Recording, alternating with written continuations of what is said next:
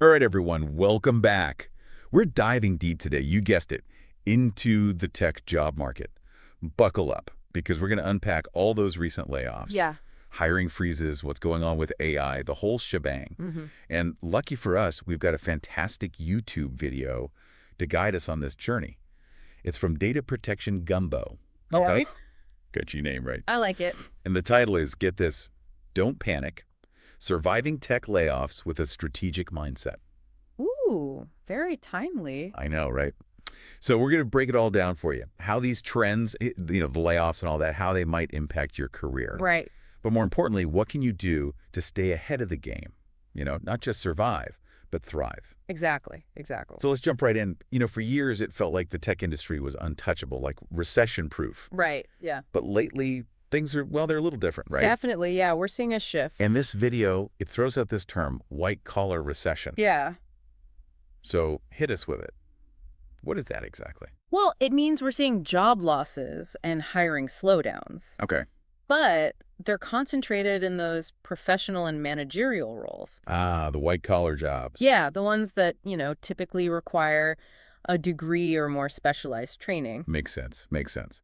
So why is this happening now, especially in tech?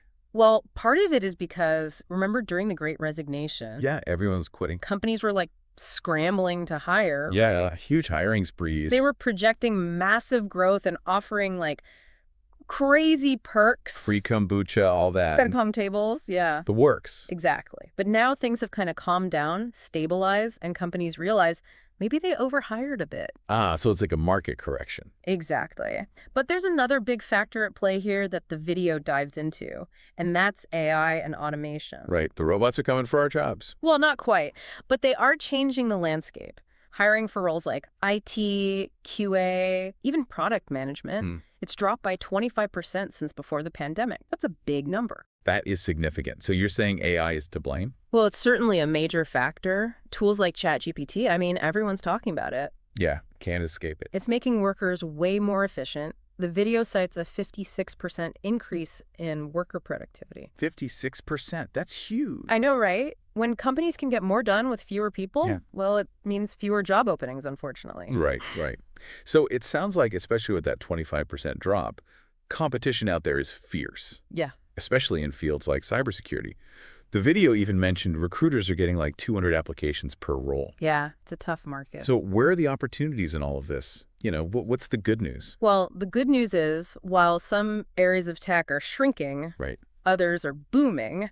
And cybersecurity, as the video points out, is one of those bright spots. Music to my ears.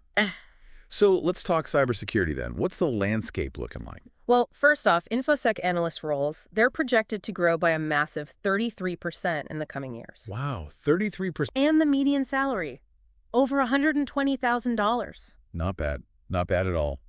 And here's the thing. This demand isn't just coming from traditional tech companies. No, it's not all about Silicon Valley anymore. Nope. Think about the industries that are on fire right now. Renewable energy, healthcare, even government agencies. I all need cybersecurity. They all rely heavily on tech, collect tons of data, which makes them big targets for cyber attacks. Yeah, that makes sense. So the need for cybersecurity pros, it's spilling over into all these different sectors. Yeah, this is where it gets really interesting for our listeners, right? It's not just about knowing the trends, but knowing how to actually use them to your advantage. Right, exactly. So let's get practical. What can someone listening do to position themselves for success in this, kind of crazy job market? The video lays out some really solid advice. First up, upskill in AI and automation. So don't fear the robots. Learn to work with them. Exactly. Companies are looking for people who understand how AI and automation are changing things, like threat detection and incident response. So you're not being replaced by AI. You need to know how to use it. Exactly. And another crucial thing, network beyond the tech bubble. Go to conferences and events in healthcare, energy, finance, you name it.